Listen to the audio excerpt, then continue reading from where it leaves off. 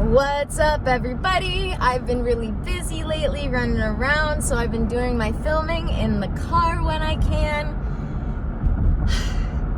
We see the evidence for the stories we tell ourselves. And a great example of this is angel numbers.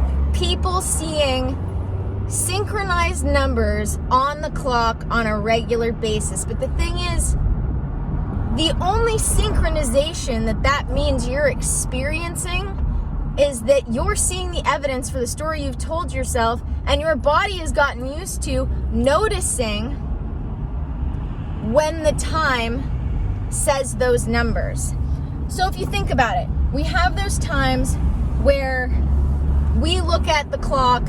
Everybody's experienced this. We've had those times where we look at the clock to tell the time, we look away, and we realize that we didn't actually take in what time it was. So we have to look again.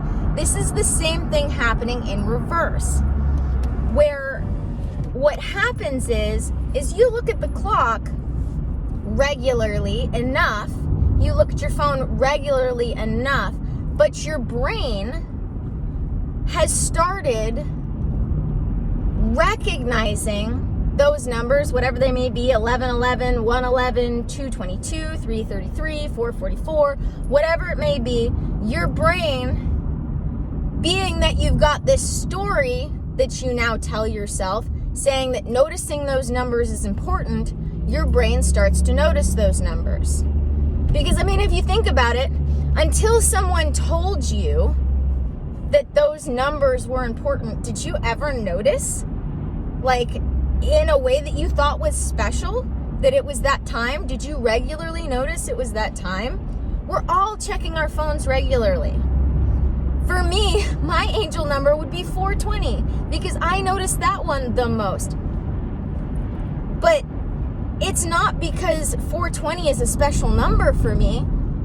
It's because my brain sees 420 on my phone, and that's when it chooses to go, oh, I'm going to actually highlight that information as something that's important right now to consciously recognize, rather than keep it under the surface and only have subconsciously recognized it. Because we recognize, we take in all sorts of things that we don't realize we're taking in as information and data, sensory input in general.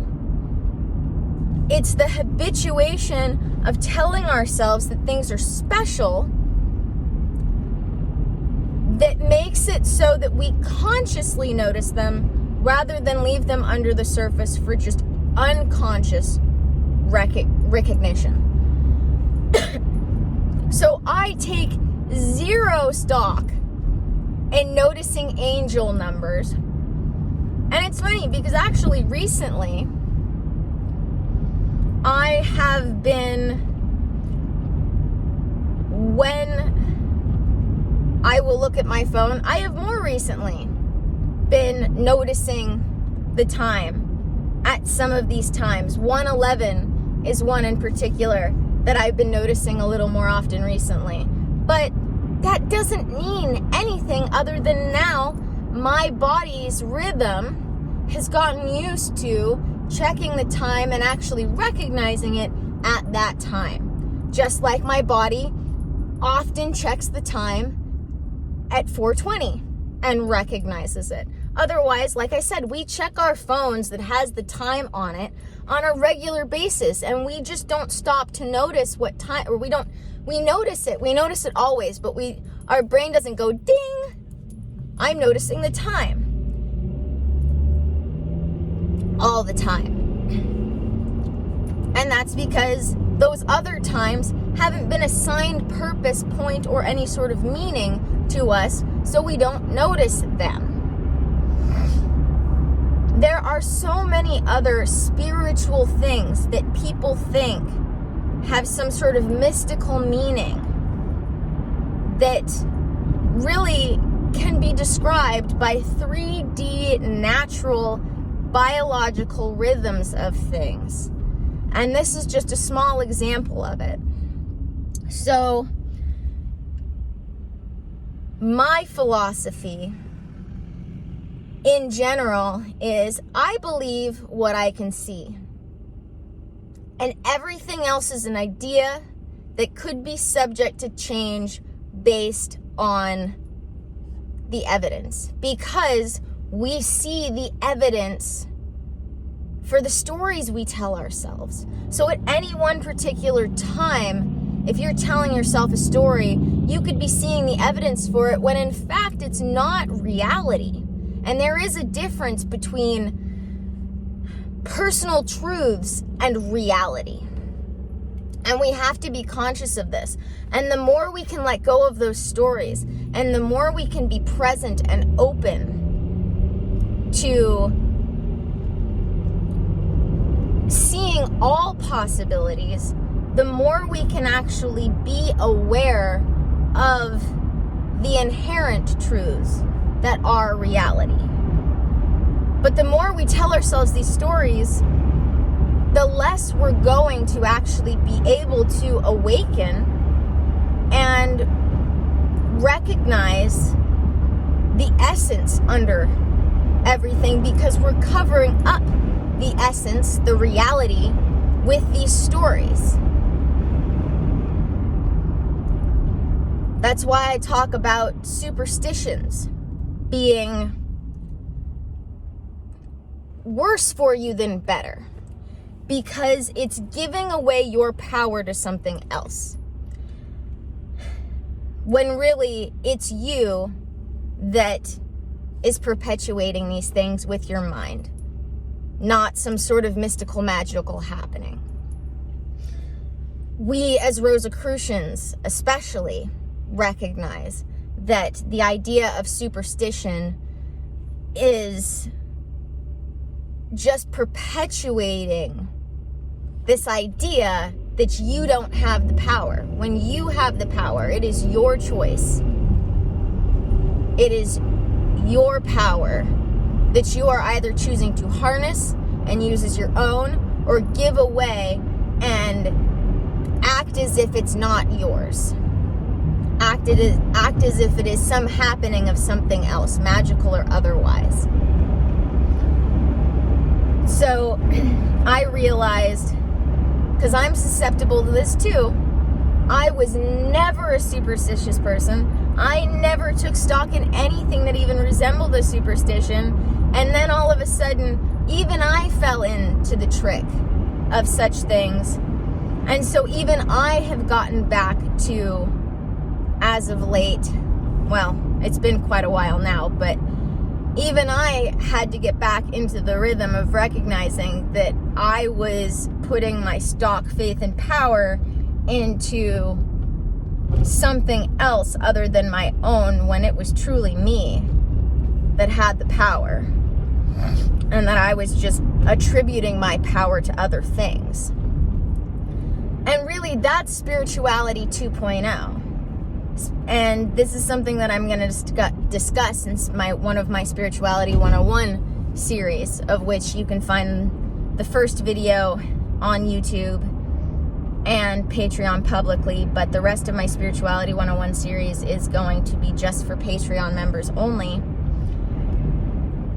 But I'm going to talk about in Spirituality 101 how we can use tools to learn how to harness our power, but then you get to Spirituality 2.0, where you set those tools aside to recognize that those tools were just teaching you how to use your own power, and that you can do everything that you do with tools without them. Because the tools are just there for your human 3D body to use as instruments to show you that you have the power, because it's not the tools themselves. It's you and your power that you're harnessing. And that's not to say that some things can't amplify things, as is in science and nature very much the case, but at the end of the day, when it comes to spiritually, all those tools are doing is giving you the opportunity to learn that you have power. They aren't really doing anything but just reminding you of your own power. So you then get to spirituality 2.0 after you've learned to use those tools, and then you learn to get rid of them and just do it on your own. So yeah, angel numbers, superstitions in general, they're BS. That's just another way for you to give your power away to something else rather than recognizing that it is your own and things are of your creation and your own making. And why would you want to do that?